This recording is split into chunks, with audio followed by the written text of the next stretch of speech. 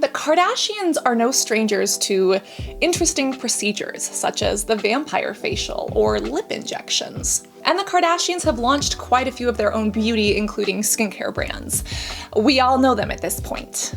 But just because someone is a celebrity doesn't mean that they are a skin expert or know what's going on. But the Kardashians do have a huge amount of influence. On Instagram alone, their combined social profiles have over 1.2 billion followers. That's billion with a B.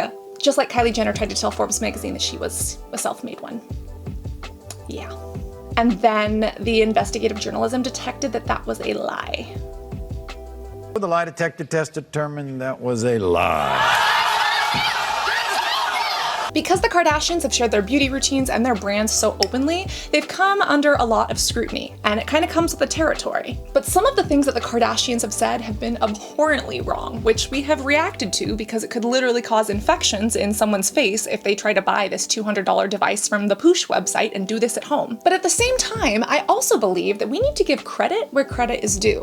And the Kardashians have actually said some things that are not only correct, but wonderful, that I wish would be spoken more about. So let's analyze and scrutinize this so that when you see a celebrity or an influencer speaking about something from a screen, you'll be able to understand and discern whether or not this is something that should actually be applied to your routine. First and foremost, we have Kylie versus Khloe talking about dangerous procedures. Kylie Jenner is known for her lips, but she's also launched a skincare line, and more recently, she has been posting some very interesting things on TikTok to try to be relatable. Many people speculate that her marketing and PR team are behind this, as well as what happened in a laboratory where she was discussing her skincare. Kylie Jenner owns Kylie Skin, which has been around for a few years and honestly has not been selling very well. They've actually been doing some paid advertisements, trying to push more product, and while her makeup line is really good, objectively great, people who are shopping for skincare need something that is really formulated for their skin. And based on the lack of perceived passion that Kylie has for skincare,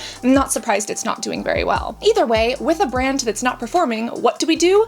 Marketing, meaning photo shoots, ad campaigns, and things to try to sell more products. Well, as a part of this, Kylie decided to go in the lab talking about how her products were formulated. But when she did so in a very unsanitary manner. Specifically, without a hairnet, without a mask, or without even wearing gloves. While it is very cool to see behind the scenes of cosmetic manufacturing, a lot of these large vats or these machines can be extraordinarily dangerous. And unfortunately, some of these same machines have taken lives from people who have not followed proper PPE, personal protective equipment, meaning tying your hair back and tying your clothing back so it doesn't get stuck in one of these. You see, this specifically rotates to mix different product, and if hair, such as Kylie Jenner's long, gorgeous locks, ended up getting caught in one of those, it could actually pull the head closer and actually crush it. And unfortunately, deaths like this have happened before. Not to mention, just leaning over one of these open vats could be dropping all sorts of bacterial particles from the mouth, from breathing or speaking, others from the nose, or even makeup that may be on her face or eyes, or loose hair particles or dandruff that could fall into this vat. And this is why we love products that have preservatives, because preservatives are meant to preserve products, but we don't know exactly what formula or what raw ingredient she was leaning over at this time,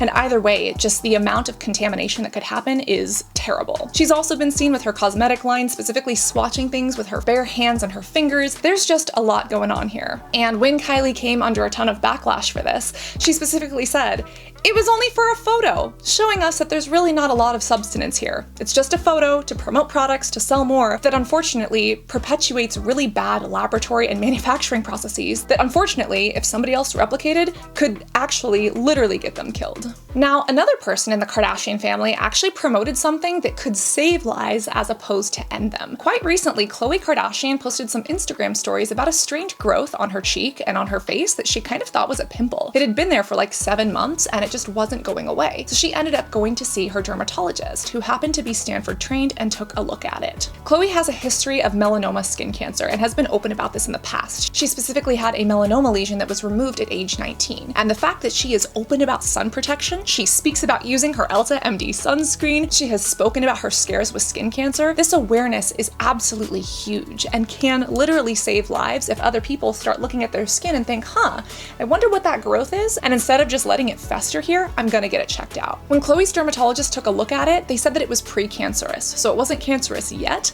but it was something that could turn into cancer. And there are a lot of lesions like this, everything from actinic keratoses to nevi that could change and morph over time. While Khloe's wasn't cancerous, it could become cancerous, and therefore it was removed. And she even shared what she was going through in real time to help raise awareness for others.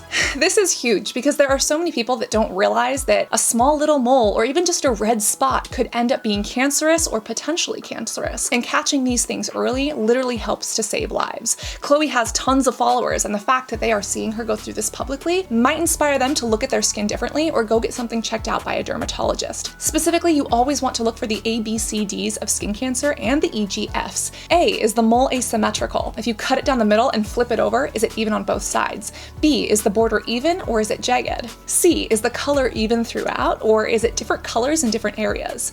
D, is the diameter bigger than the back of a pencil? And then E, is it elevated in any way? F, what is the firmness of it? And G, is it growing, morphing, or evolving? All of these things are super important, and even if you're like me, you've had this little congenital nevi for your entire life, but it starts to grow or do something weird, it's better to get it checked out by a professional rather than to have it grow, turn into skin cancer or melanoma, and end up threatening your life. This is a great job from Khloe that needs to be celebrated, and I love that she also promotes healthy sunscreen use. Speaking of correct product usage, unfortunately, the Kardashians have made some very bad product use choices. Specifically, Kim Kardashian and Kendall Kardashian. Do we remember when we reacted to Kendall Kardashian using a $400-something face mask, putting it on her skin with the serum, and then washing it off down the sink? Maybe they're billionaires, they have tons of money, but please do not rinse $400 worth of product down the sink. When I rewatch that video, it still slaps me with inflation and calls me poor in 10 different languages to this day. This is a horrible example of how products should be used, but Kendall isn't the only one that's done it. Kim Kardashian has done it too. She's openly shared that she can sleep in her makeup, and she's spoken about this as if this is a talent or a good thing. One talent that I have that is probably the worst advice to give you guys is I can sleep in full makeup and I could sleep like this and never ruin my makeup. So sometimes you'll see if I have to get up really early in the morning, I'll do my makeup the night before and have it done, sleep, not move, and wear it the whole next day. I understand that she lives a life that I and 99.99999% of all other people could never relate to. She probably has an insane schedule and needs to wake up camera ready. But still, promoting that and almost using it as bragging rights to people who don't live that same lifestyle and who wearing makeup overnight could cause breakouts, skin irritation, or even make certain skin conditions worse, it's just sad and disappointing. There was specifically a reporter who wore and slept in her makeup every single day for a month, and by the time she was done, her skin was terrible. And can you imagine a young, impressionable girl, guy, or non-binary friend looking up to Kim Kardashian saying, wow, her skin is so glowing, I'm gonna spend $600 and something on her skincare line, and I'm gonna sleep in my makeup to look just like her 24/7. This is terrible. However, one thing that Kim Kardashian has done right was in the formulation of her skincare products, Skin by Kim. I almost said Skin by Kim because it's literally Skin in my mind. God. This entire product line is like aesthetically very 2030, but then the name is like 2008.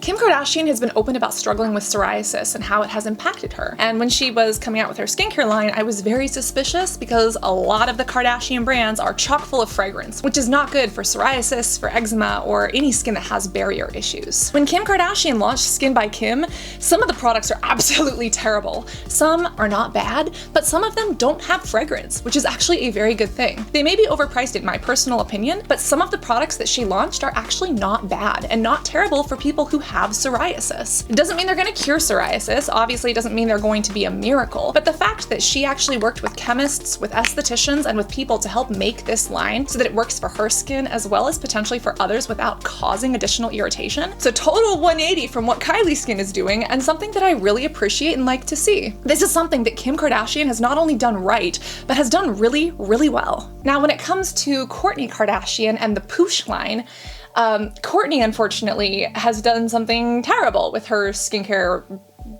What is it? Lifestyle? Is it baby? I don't even know what kind of a line Poosh is. Is it just a retailer? Somebody help.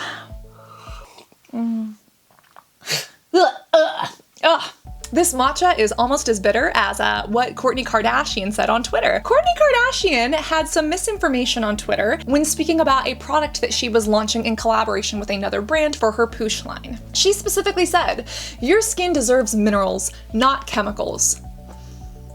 And my head, as well as half of the internet, exploded. All minerals are made up of chemicals. Literally everything is a chemical, including my matcha, including fruits and vegetables. Chemicals make up the entire world and they're not bad. But unfortunately, the natural, clean world likes to demonize them. We've actually done a video on this that we haven't posted, so if you want me to post that, let your girl know. Kourtney Kardashian spread some heavy misinformation, but Twitter did correct her and she backpedaled. But unfortunately, something that she can't backpedal from, that had actually happened 2 to 3 years ago, was the microneedling debacle that Poosh was also selling on their website. You see, when it comes to microneedling, there's a right and a wrong way to do it. Kim Kardashian did it right. Yes, she's bloody and gory, but this is a vampire facial, a PRP facial that she did with a professional who practiced sterile technique and prevented the spread of bloodborne pathogens. Wow! Unfortunately, Kourtney Kardashian decided, I'm gonna create an unsanitary product that could harm people's skin, cause keloid scarring, spread infection or staph bacteria, and sell it for $200-something on my website and wipe it across my face. Not only is Kourtney doing microneedling at home, promoting this both on her own skin, in her skincare routine, and on her website, but she specifically talks about needing to keep the microneedle derma roller clean. She talks about cleaning it, then she literally puts it underwater and wipes it across a fibrous towel before putting it on her face. Getting whatever is in that water, worst case scenario, could literally be E. coli, bifidobacteria, cholera, depending on the sanitation, in addition to whatever fibrous matter is on this towel, and literally wiping it onto and into the face, and didn't even cleanse the face properly beforehand in order to do so. This was so terrible, literally promoting this just to sell it with terrible, terrible sanitation technique. There's no sanitation technique whatsoever. This should not be done at home, and even out of all of the microneedling devices, the rollers just cause so much damage to the skin and not in a good way. Again, this could cause pigmentation in some people. It could cause or promote keloid scarring. This could spread acne bacteria or staphylococcus bacteria across the skin. It could spread a staph infection like MRSA. Do not do this at home, and do not listen to a Kardashian who is telling you to do so. However, as mentioned, we gotta give credit where credit is due, and Kourtney has done a thing or two that is positive. Specifically, listening to Khloe about how to apply her skincare properly, specifically her SPF. Apparently, Khloe taught all of her sisters this, and Kourtney listens. Kourtney has been open about not using her sunscreen her entire life, but when she started, she's using it properly. She's putting on a good amount, she's putting it on her face, and then she takes it down her neck, her chest, and the backs of her hands. She mentions that she does this for beauty purposes because these areas tend to show age more readily than other areas, and while that's true, I personally think that avoiding skin cancer and like the biology of our beauty is the best and most exciting part of that. But for some people, they don't really care about skin cancer, and they're like, hey, if I'm gonna wrinkle, I'm more worried about that and the degradation of collagen than I am skin cancer lesions. And hey babes, I don't care what it takes to get you to wear your sunscreen, as long as you're staying protected, whether it's for your beauty, for biology, or for both, as long as you are safe, healthy, and happy, that is what matters to me. So A+ to Khloe, to Kourtney, and to every other Kardashian that listens to and promotes this idea of taking your skincare, specifically your sunscreen, on your face, down your neck, chest, and onto the backs of your hands. Many celebrities have done many questionable things, and if we need to do another one of these for somebody like Paris Hilton and her DNA skin cells, let me know. I'm gonna need a lot more caffeine and maybe potentially start doing drugs to handle this, but the commenters already think that I'm on drugs, so you know, I'm not far away. I'll find a way to manage, I'll find a way to handle. And I hope that you will find yourself subscribing or watching this next video where we actually react to the Kardashians doing some of these terrible things in their routine. Always remember to stay hydrated, both orally and topically, reapply your SPF the way that Khloe Kardashian does, and be beautiful both inside and out. I love you, and I cannot wait to see you in this next video. Love you guys. Bye.